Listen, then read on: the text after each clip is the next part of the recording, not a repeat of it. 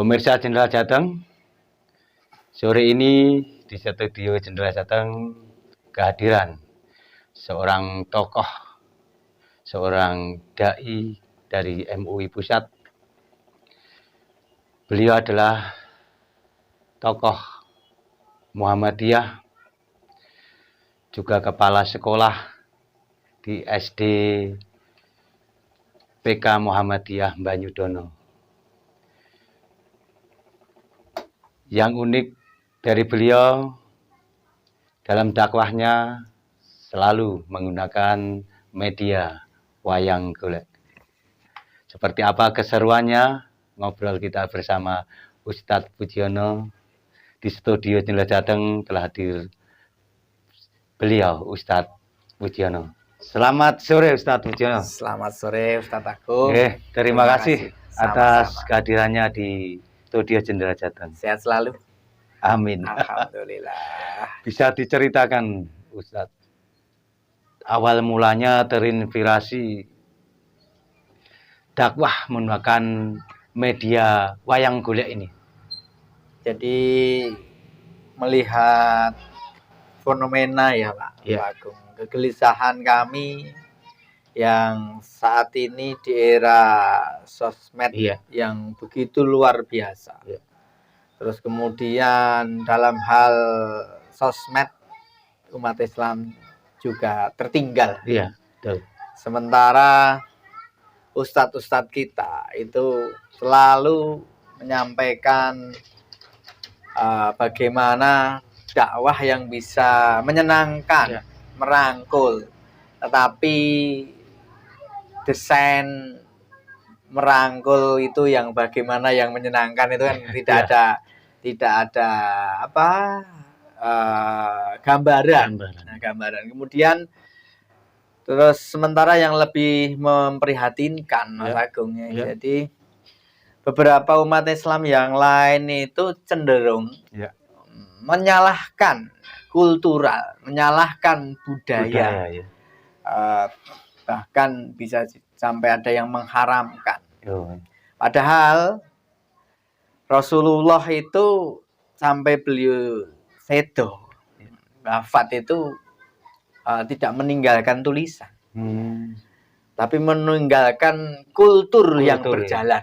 Jadi ketika Rasulullah mengajarkan ini, kan itu dihafal, dilakukan, itu kultur yang berjalan. Baru ketika para sahabat yang hafal Quran itu banyak yang sedo, meninggal, ada kekhawatiran, kemudian Quran dibukukan. Jadi kan dari situ tentunya sebenarnya kultur dalam diri manusia yang berjalan itu kan dari dulu sudah ada ada. Nah, sehingga dari kegelisahan itu pertemuan kami dengan seorang dalang kondang, putra dalang kondang Solo, Mas Agung itu, Mas Amar Pradopo, putra Bapak Warsino Sleng, yang kebetulan kami undang untuk mengisi pengajian di tempat kami dengan menggunakan wayang kulit. Kemudian dari situ kami berpikir ini kira-kira kalau dibuat wayang golek, wayang golek yang tentunya dengan wujud tokoh-tokoh, tokoh-tokoh Islam, ulama-ulama terdahulu. Ini seperti Wali Songo ya. Ini ada Sunan Gresik. Sunan Gresik. Saya alhamdulillah kalau Wali Songo semuanya komplit. Terus kemudian ada Kiai Saleh Darat, ini orang mulia yang menelorkan dua ulama besar di Indonesia yang memiliki organisasi terbesar. Seperti Mbah Hasyim Asy'ari. Ini Mbah Hasyim Asy'ari. Murid beliau. Juga Mbah Ahmad Dahlan atau Kiai Darwis. Kemudian ada satu lagi, Kiai Raden Ajeng Kartini. Jadi Raden Ajeng Kartini itu juga siswa beliau.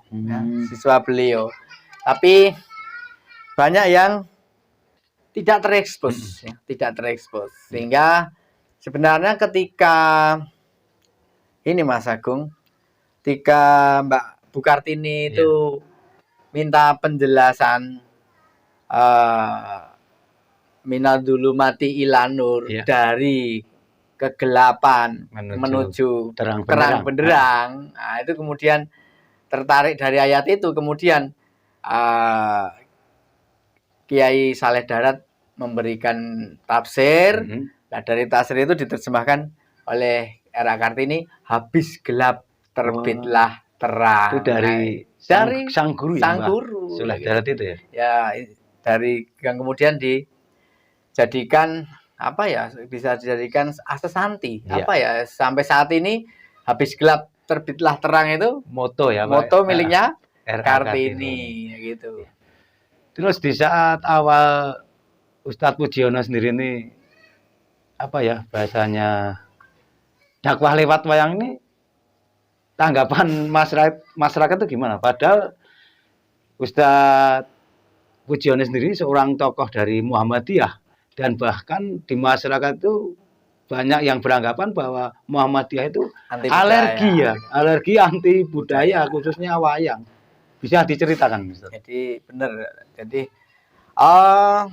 dari kegelisahan itu tadi ya. Jadi kegelisahan tadi. Kalau kita runut sejarahnya Ki Ahmad Dahlan ya, juga sama-sama Ahlussunnah wal Jamaah ya.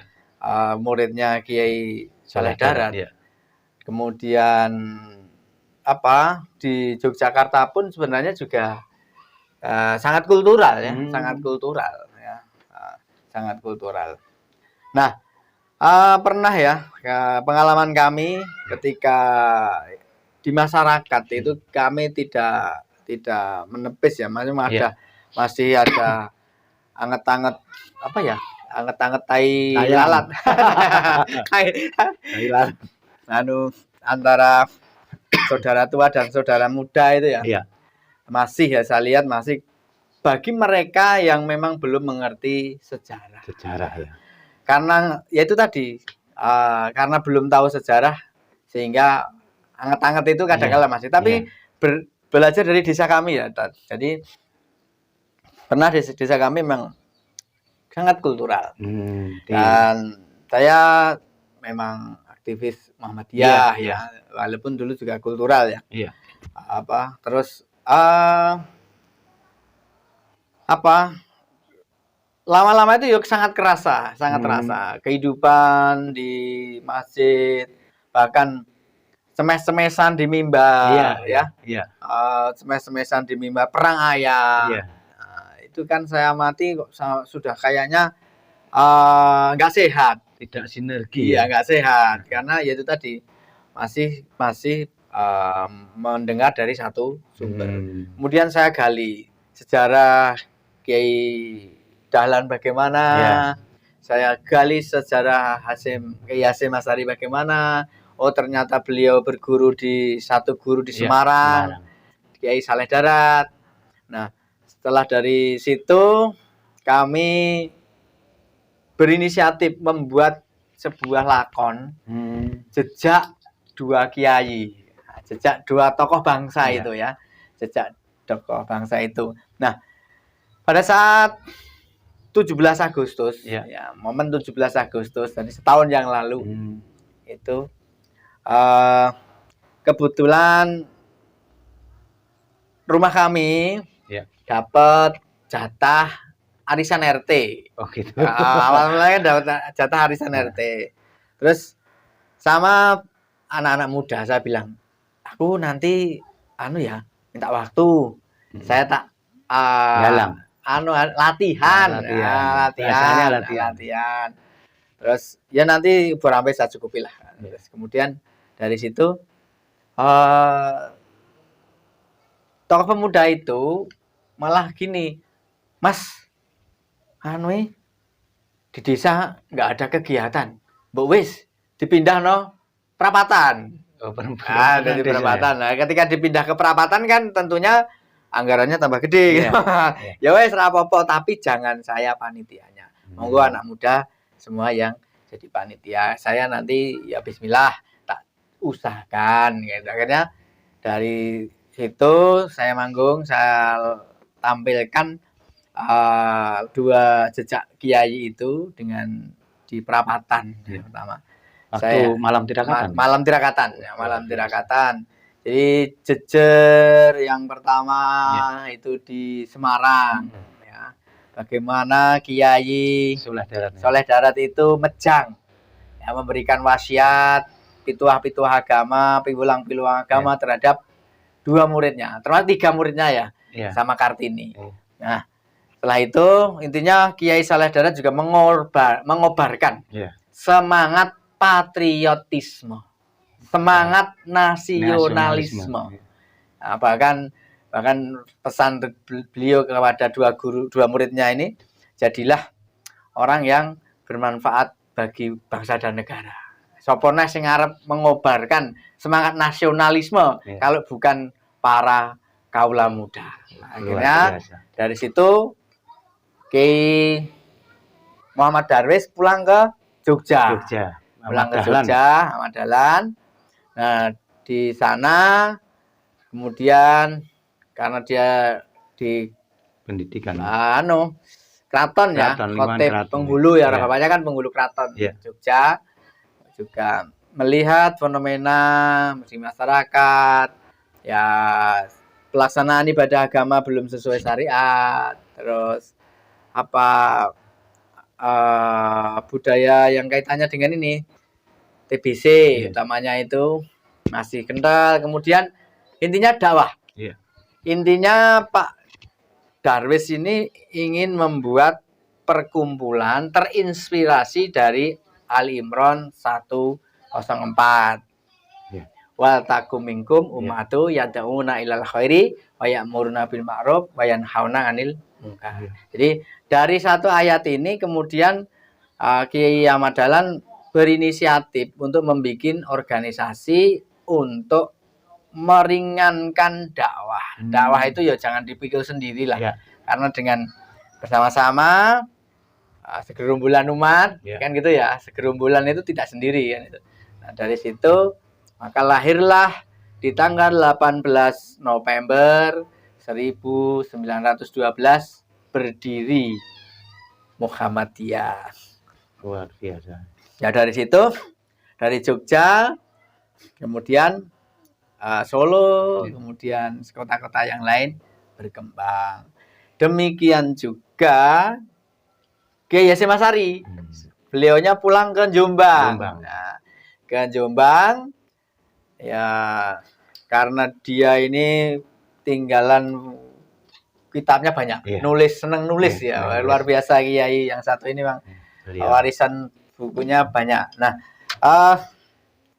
31 Januari 1926 karena kegelisahan Raja Saud di Arab sana mau menetapkan mazhab tunggal Wahabi sebagai mazhab resmi negara yang mengancam keberadaan kaum tradisi, maka untuk Kongres umat Islam di dunia itu harus ada perwakilan. Nah, maka terbentuklah kebangkitan ulama atau yang kemudian disebut dengan Nahdlatul Ulama. Dan Kiai Hasyim Asy'ari pun kembali ke Jombang ya, Jombang. Beliau memang seorang penulis yang ulung ya, membukukan buku-buku yang banyak, kitab-kitab yang banyak. Dan dari Jombang melihat kegelisahan di Arab yang akan menjadikan Wahabi sebagai mazhab resmi negara. Kemudian beliau menggalang bersama tokoh-tokoh ulama-ulama yang lain, ada Kiai Bisri Samsuri kan gitu ya. Terus bersepakat supaya nanti punya wakil di Kongres Umat Islam Internasional itu, bikinlah organisasi yang diberi nama Kebangkitan Ulama atau yang disebut dengan Nahdlatul Ulama. Nah, kemudian setelah ini berdiri dan kami mainkan ya, Ya. kami mainkan masyarakat yang dulunya nggak tahu ya, nggak tahu menau, ternyata ini tunggal sak peguron, Perguruan, ya. tunggal sak petarangan. Jadi setelah saya mainkan wayang itu, Iya. ibu-ibu Fatayat ya, itu datang, Mas, terima kasih sudah dikasih pencerahan gitu ya. Terus, dan apa ya, ya suasana menjadi senyum ya, yang semula rodanya tadi anget-anget tadi, Iya. Jadi jadi sinergi. senem anyam guyon seperti biasa. Nah, itu ya kami memang kadangkala menyadari ya kalau belum tahu sejarah, sehingga kadangkala bisa seperti itu. Maka sejarah itu harus kita sosialisasikan, kita sampaikan. Iya. Ini juga bagian dari dakwah, Pak Agung. Dakwah. Dari bagian dari dakwah. Jangan sampai hanya diambil sepotong-sepotong gitu ya. Kalau nanti diambil sepotong-sepotong ya tentunya akan ada merasa golongan yang paling baik, golongan Gitu. yang paling super kan Iya. gitu ya. Dan asobiyah itu sebenarnya tidak diperkenankan dalam Islam. Dengan perjuangan Ustadz Pujiono sendiri dalam berdakwah lewat media wayang golek ini membuahkan hasil ya, dari masyarakat mendapat respon yang luar biasa. Bahkan kemarin saya melihat di salah satu TV nasional swasta, yaitu Ustadz Pujiono tampil sebagai di Hari Guru itu ya, Iya, betul. sebagai sosok seorang guru yang bisa mendalang ya. Jadi ya apa ya, Pak Agung, jadi dari kegelisahan itu kan kami ingin ekspresikan ya menjadi jawaban. Barangkali ini ikhtiar ya Pak Agung. Iya. Ikhtiar. Jadi ikhtiar saya mungkin ya orang lain bisa menganggap kurang pas, tapi kalau kami ikhtiar, daripada menyalahkan tetapi dia tidak punya ide dan gagasan. Betul. Kan gitu ya. Menyalahkan kemudian nggak ada ide dan gagasan. Dan tidak tahu fakta sebenarnya. Dan Sejarahnya. kalau kita mau runut ya gitu ya. Kalau kita mau runut dari orang-orang ini, dari silsilah nasab, keturunan Kiai Muhammad Darwis ini juga nyambung dengan Nabi Muhammad. Gitu ya. Kiai Hasyim Asy'ari juga nyambung nasabnya, dengan nasabnya dengan Nabi Muhammad. Secara keturunan mereka nyambung. Di dunia ketika dia berguru, satu guru juga nyambung. Kan gitu kan. Kadang-kadang jadi lucu ya gitu, Pak. Mereka apakah terus kemudian maaf ya yang kenceng-kenceng nyalah ke teman-teman Nadiin gitu ya. Yang kenceng-kenceng kayak ya apa mereka itu bisa mengerti agama itu mak bedundu pak pedunggul ya, tidak melalui proses kan gitu. Semuanya kan tetap melalui proses, dan bisa jadi prosesnya itu dibawa oleh beliau-beliau ini dari sampai ke bawah. Terus dan Ustadz Pujiono ini sering yang mendapat job dari kalangan warga Nahdlatul Ulama ya. Misalnya seperti kemarin halal bihalal dan pelantikan pengurus juga itu. Ya karena kami dekat ya, kami anggap saudara ya. Jadi ya masalah organisasi itu kan sebenarnya baju. Mas Agung, pilihan baju ya.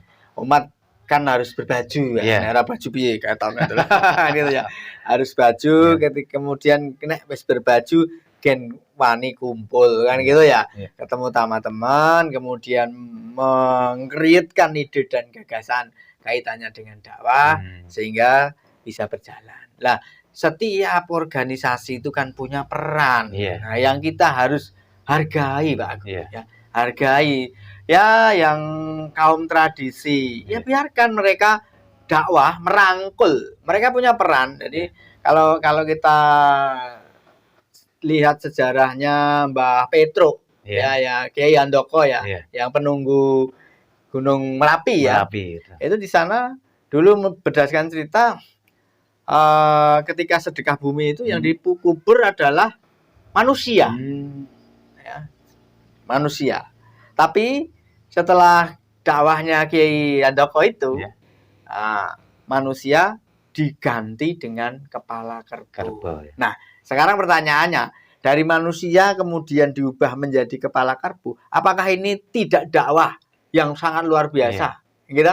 Ya mungkin saat ini orang-orang yang yang kenceng-kenceng itu masih memandang ini dipandang sebagai klenik dan lain sebagainya. Tapi ikhtiar ini kan dari manusia yang harus dikorbankan kemudian diubah jadi kepala kerbau, ini kan sebuah perjuangan yang tentunya harus kita apresiasi. Proses kan gitu ya.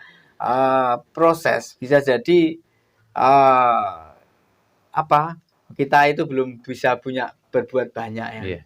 Terus kemudian juga ada yang lucu, kadang-kala mereka itu wong yo juga dilahirkan, orang tuanya juga nggak ngerti agama. Iya, betul. Ya toh? Kita itu ada loh ya yang dilahirkan dari orang tua yang sama sekali nggak paham terhadap agama. Terus kemudian dia belajar agama. Apakah kita juga akan menyalahkan sama orang tua kita? Paling tidak juga sebenarnya wasilah telah memberikan peluang untuk belajar, kan itu juga bagian dari wasilah, jalan. Maka perjalanan spiritual seorang hamba itu akan mengalami sebuah fase-fase, dan kita harus menghargai, menghormati setiap perjalanan manusia itu, fase-fase itu. Luar biasa. Ya. Terus harapannya ke depannya Pak Ustadz Pujiono dengan adanya dakwah dengan media wayang golek ini, nanti ke depannya mungkin akan menampilkan tokoh-tokoh siapa lagi? Ya gini, Pak Agung. Jadi harapan kami ya sudah saatnya umat Islam itu kuatkan ukhuwah, ya. Terus kemudian ukhuwah Islamiyah itu tidak harus selalu bersama-sama. Tetapi bagaimana menghormati perbedaan, itu juga ukhuwah Islamiyah. Jadi ukhuwah Islamiyah dengan sesama umat Islam sendiri, kemudian ukhuwah basyariah sesama manusia, sama manusia. Kita hidup di lingkungan yang beragam, tidak hanya umat Islam, dengan Islam sendiri sudah banyak manhaj, madzhab, kan gitu ya. Terus kemudian ketika dengan sesama manusia itu juga sudah beragam majemuk dengan keyakinan agama dan masing-masing. Nah itu tetap kita harus jaga dalam bingkai ukhuwah watoniyah, ukhuwah kebangsaan, bagaimana menjaga persatuan dan kesatuan bangsa ini. Bangsa ini didirikan dengan saham besar para kiai, darah para syuhada. Terus kemudian kalau kita hanya berdebat itu terus soal khilafiyah rampung-rampung, kapan kita akan majunya? Betul. Maka sudah saatnya ya kita saling menghormati. Kapan kita bisa bersama-sama, kapan kalau memang dalam beribadah ya nggak sama-sama, nggak masalah. Tapi paling tidak kita saling menghormati, kemudian tetap menjaga ukhuwah kebangsaan. Betul. Gitu Pak Agung. Supaya ini tadi ya negara kesatuan Republik Indonesia ini masih utuh ya. Karena apa? Eman kalau salah kelola ya, salah statement orang-orang penting itu nanti bisa sangat memicu ketegangan. Betul. Kita harus, harapan kami ke depan itu tadi bisa merekatkan ukhuwah. Terus kemudian ya ini hanya ikhtiar kecil Pak Agung ya. Ikhtiar kecil ya. Barangkali biasa ini Mas. Ada yang lebih monggo lah. Ya, ada kreasi dakwah yang saat ini kalau dulu Sunan Kalijogo ini Pak Agus ya. Sunan Kalijogo ini. Wah, tokoh Sunan Kalijogo. Saya ini dia dulu bikin wayang ya kan gitu ya. Kalau bikin wayang terus supaya bisa diterima oleh masyarakat dalam dakwahnya. Hanya bisa supaya bisa diterima dulu ya. Lah saiki arep ditampa piye lah nek awake dhewe jadwale ra dikeki gitu kan. Gelisane tembungan gitu. Paling tidak dia bisa diterima. kemudian bisa berpengaruh perlahan, ibaratnya setelah dia diterima kemudian dipenetrasi dalam apa ya, kasih pemahaman, penguatan, kemudian perlahan menjadi masuk Islam. Ini kan juga bagian dari dakwah beliau, amal beliau. Dan mungkin ada beberapa yang nggak percaya adanya sunan gitu ya, sunan mana ada, bukunya nggak ada, ada yang kalimat itu. Tapi gini, kalau kita lihat petilasan ya Pak, petilasan, saya pernah lihat dari petilasannya Sultan Hadiwijoyo, Joko Tingkir, yang ada di Pengging, ada di Sragen, itu kan Butuh itu kan ternyata tercatat rapi ya, Pak Agung ya, tercatat rapi. Dan kalau kita lihat secara silsilah, ulama besar juga gitu ya. Ulama besar kita itu belum apa-apanya gitu. Belum apa-apanya. Coba bayangkan dia hingga ratusan tahun umurnya, namanya masih dikenang sebanyak orang. Coba Anda nanti setelah tiada, siapa yang akan mengenang? Kadang-kala itu yang harus kita jadi miris ya. Maka bukannya saya gini, ini hanya sebagai aja Pak Agung, sebagai media saja ya, media penyampai ya, media penyampai. Terus kemudian harapan kami nanti di antara media kan alat ya, penyampai ya, di situ nanti disampaikan kaitannya dengan syariat gitu. Tapi kan semuanya perlahan ya, perlahan ya. Nanti harapan kami ya gini Pak Agung, kita akan bikin ya tokoh-tokoh nasional, seperti kalau pejuang ya Mbak Lima, sudah kami siapkan untuk 17 Agustus besok itu.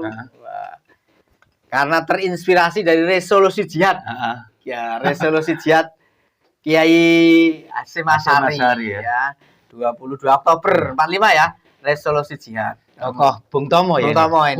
Luar biasa.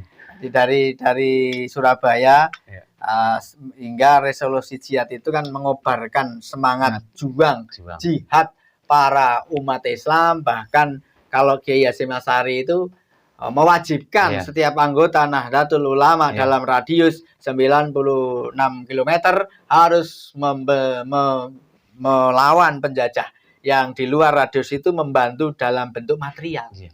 Nah, itu luar biasa.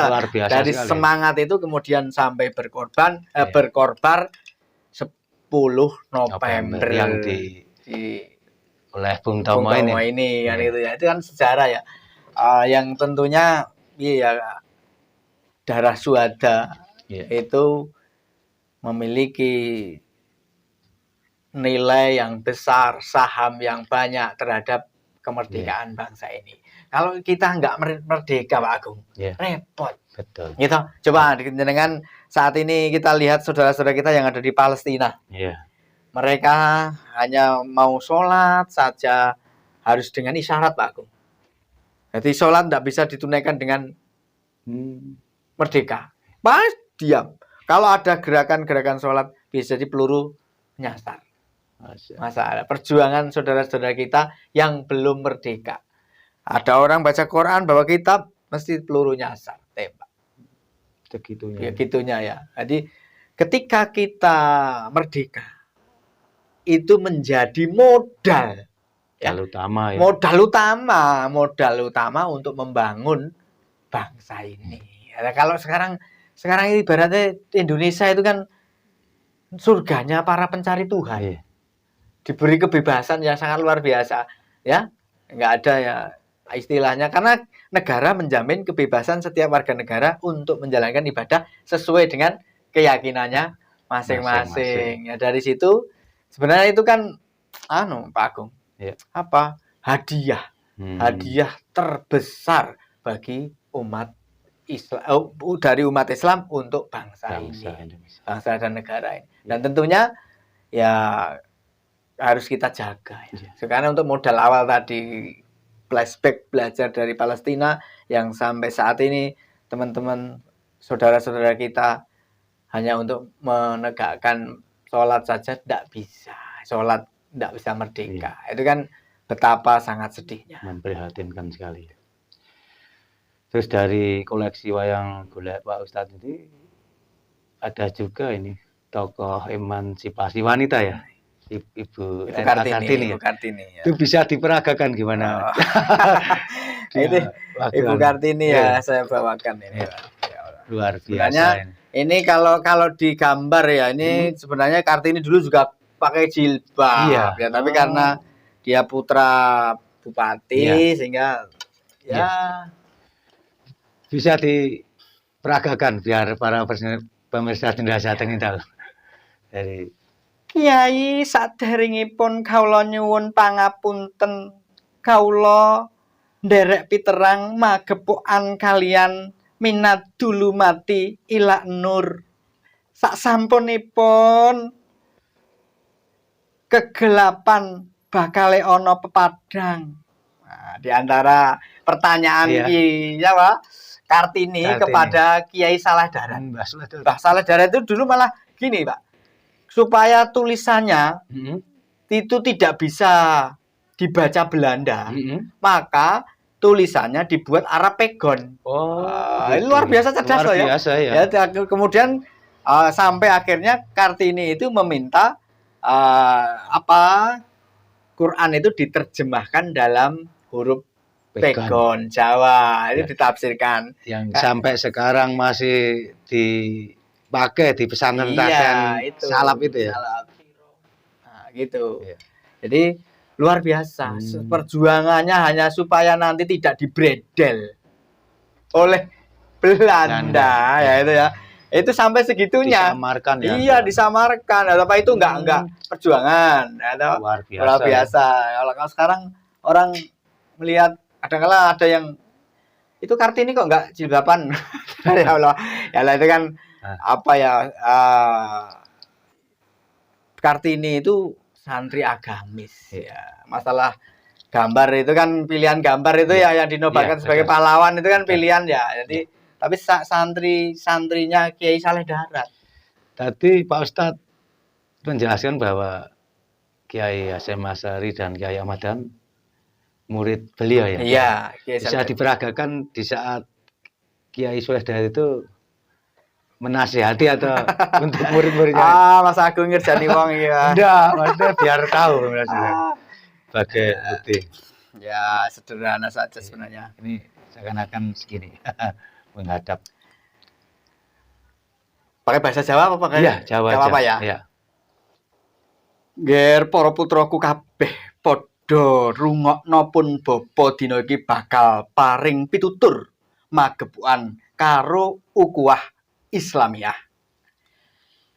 Ngendikanipun ana ing Quran, ger Allah paring ngendika Inna khalaqnakum min dzakari wa unsa wa ja'alnakum su'uba wa qabaila lita'arafu inna akramakum mindallahi atqakum.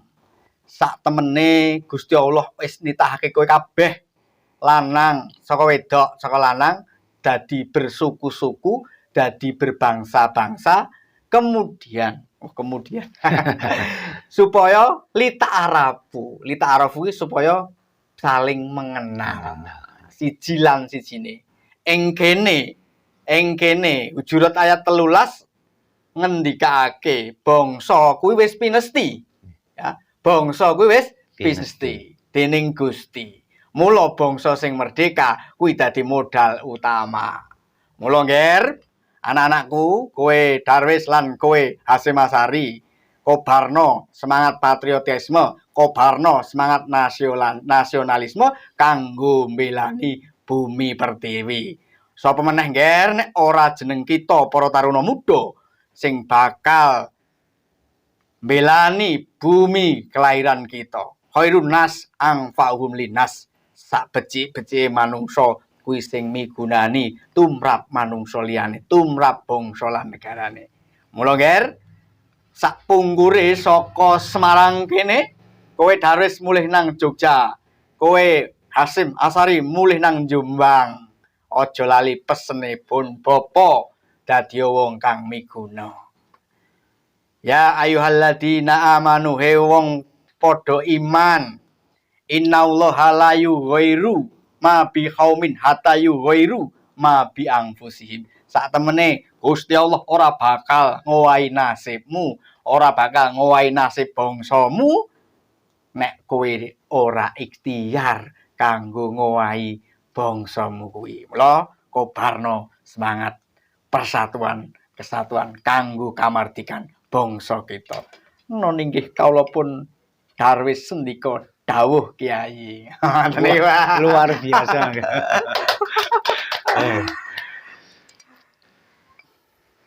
Para pemirsa Jendela Jateng, mungkin